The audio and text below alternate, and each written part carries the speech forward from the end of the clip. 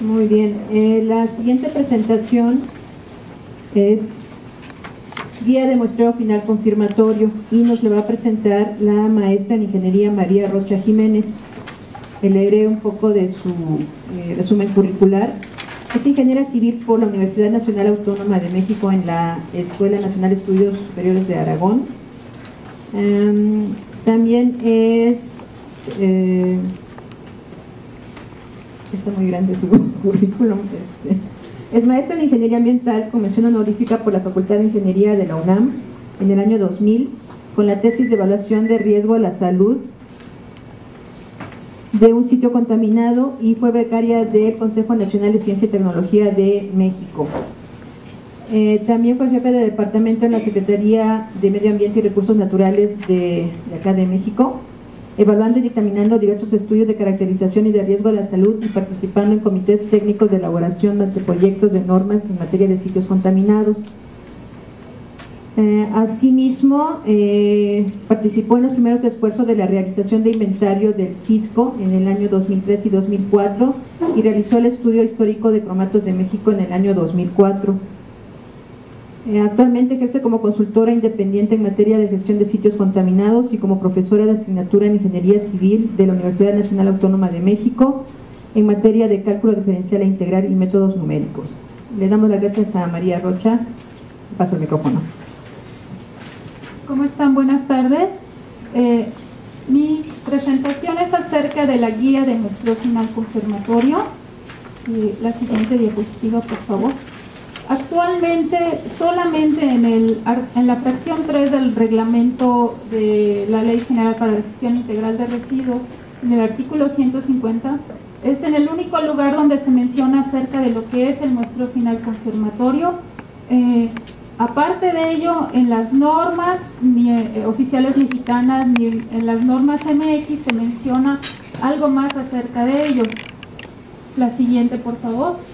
Lo que es el muestreo final confirmatorio se refiere a aquel que se realiza una vez que se ha definido que se ha terminado la remediación del lugar, y a través de cual vamos a definir si ya se alcanzaron los niveles de limpieza previamente definidos, ya sea de acuerdo a la normatividad o de acuerdo a una evaluación de riesgo que se haya realizado en el lugar.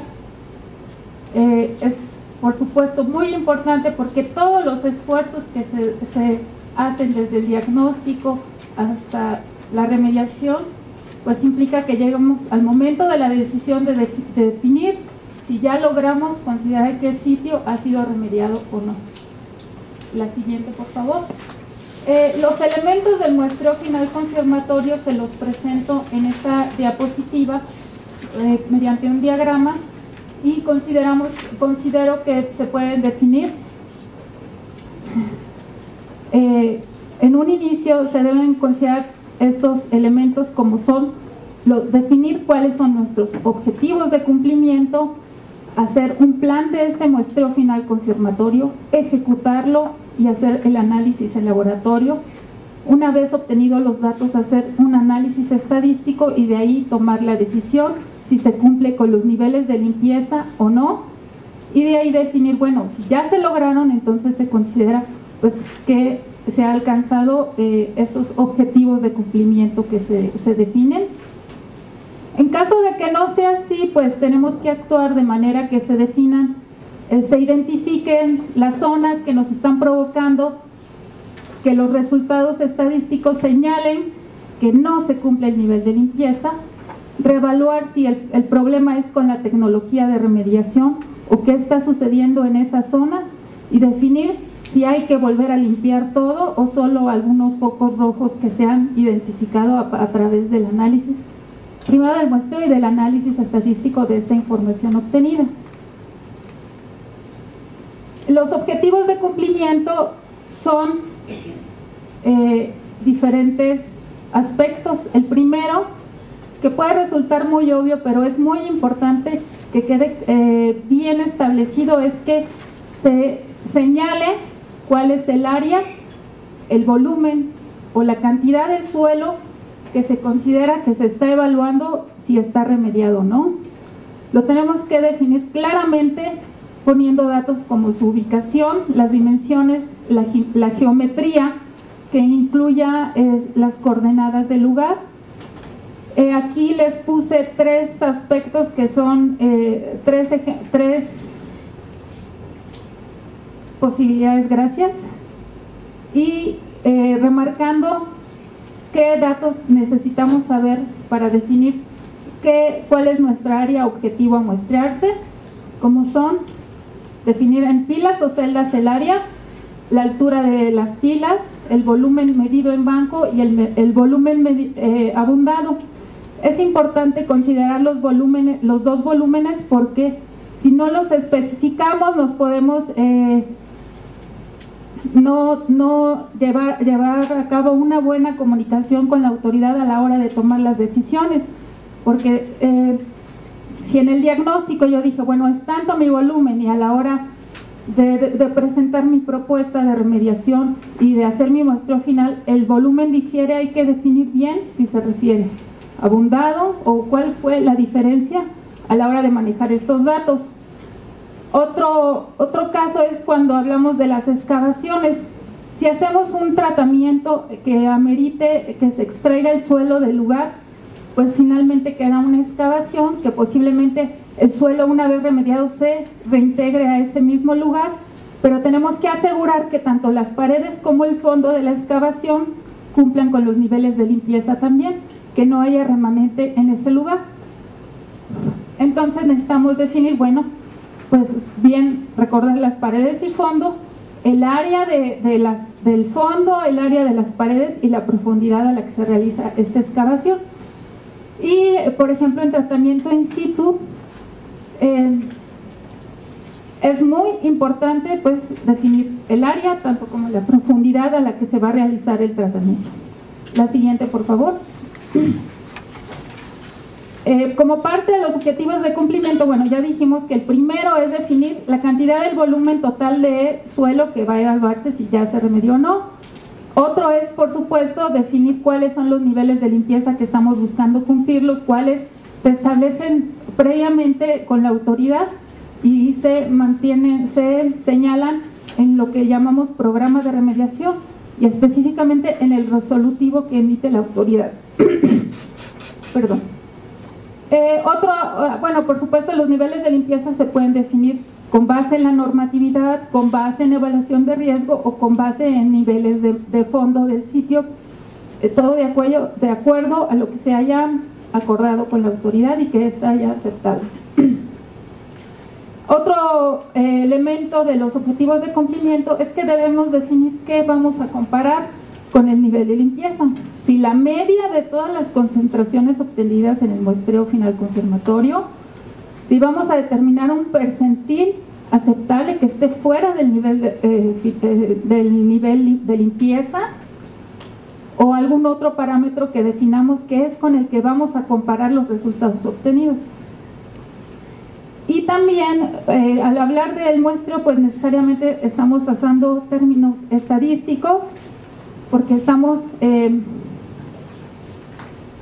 infiriendo cómo es el comportamiento real de toda la población a través de una pequeña cantidad que es las muestras. Entonces no podemos abstraernos de considerar los elementos de la estadística, y entre ello es pues la tasa del error que vamos a aceptar.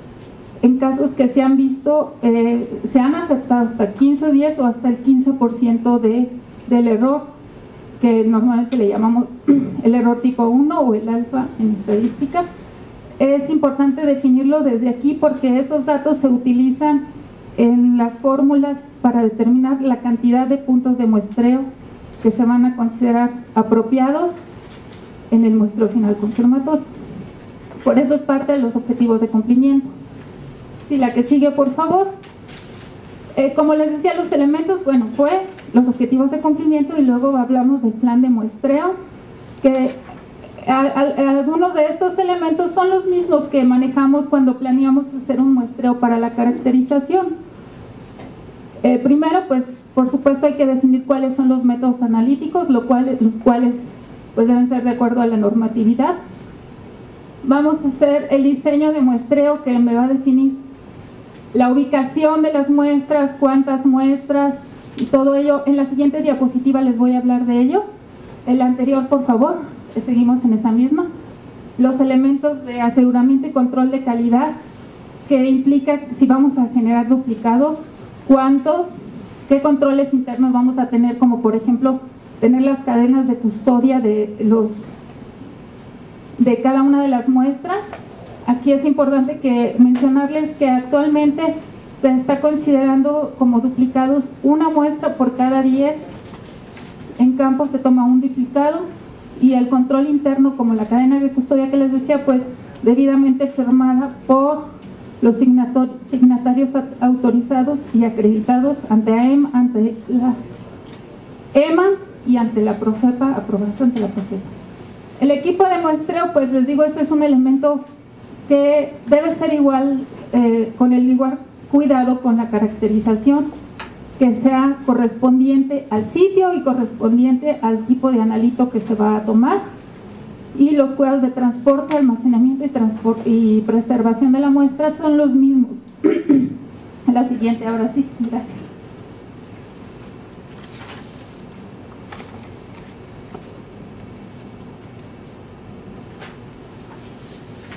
Bueno, les comentaba que les iba a hablar de lo que es el diseño de muestreo, que aquí tenemos que definir primero si se va a hacer un muestreo sistemático, si se va a hacer un aleatorio o un estratificado. En este caso no es conveniente usar aquel muestreo que se usa en caracterización muy nombrado, que es de muestreo a juicio de experto, porque ahí sí en caracterización es válido, porque estamos buscando los puntos más pues donde hay contaminación de acuerdo a las entrevistas y todo la investigación preliminar. En la caracterización, en la evaluación de la remediación en el muestreo confirmatorio, lo importante es observar que el sitio en su totalidad cumple con los niveles de limpieza. ¿Sí? Entonces no es tan conveniente usar el muestreo a juicio de experto. Otro elemento es el marco del muestreo. En estadística este es un elemento muy importante, que es, ya que definí la totalidad del suelo que voy a analizar, ¿cómo lo voy a dividir? ¿Cómo voy a considerar cuál es una unidad de muestreo? Por ejemplo, si tengo una biopila de una longitud de 70 metros, esa longitud la voy a dividir en rebanadas, por así decirlo, de 1 metro, de 25 centímetros, de 50 centímetros. ¿De cuánto voy a considerar para poder hacer mi análisis de los datos obtenidos? Entonces ese es un elemento importante, que no hay una receta que diga debe ser tal, sino que se debe definir de acuerdo a las características del sitio. Ese es el caso de la biopila, el ejemplo que les di. El otro es la fórmula que se va a utilizar para determinar la cantidad de puntos de muestreos. No hay una única fórmula, una fórmula correcta. Las fórmulas estadísticas deben elegirse con base a que el muestreo y el parámetro que vamos a analizar deben ser considerados. No es que si yo defino que voy a tomar como comparación la media, yo utilizo una fórmula estadística que no está considerando esto, pues está mal. Si se debe usar, si decidí que el muestreo es sistemático, pues la fórmula debe ser de acuerdo al tipo de muestreo que decidí que se va a realizar. Entonces, por eso se define con base en ello. Pero no solo es quedarse con la fórmula, sino que hay una serie de correcciones que hay que hacerle una vez obtenido ese resultado. Y además del número de puntos de muestreo, habrá que definir, bueno, se definieron los puntos en el área, pero habrá que definir si en esos puntos cuántas muestras se toman a diferentes profundidades, si esas muestras se hace una compuesta de varias de ellas, se toma un análisis por cada una de estas en la profundidad, y siempre cuidando que la profundidad a la que se toma sea de acuerdo a lo que diagnosticamos en un inicio, ¿verdad? Para verificar que sí se alcanzó la remediación.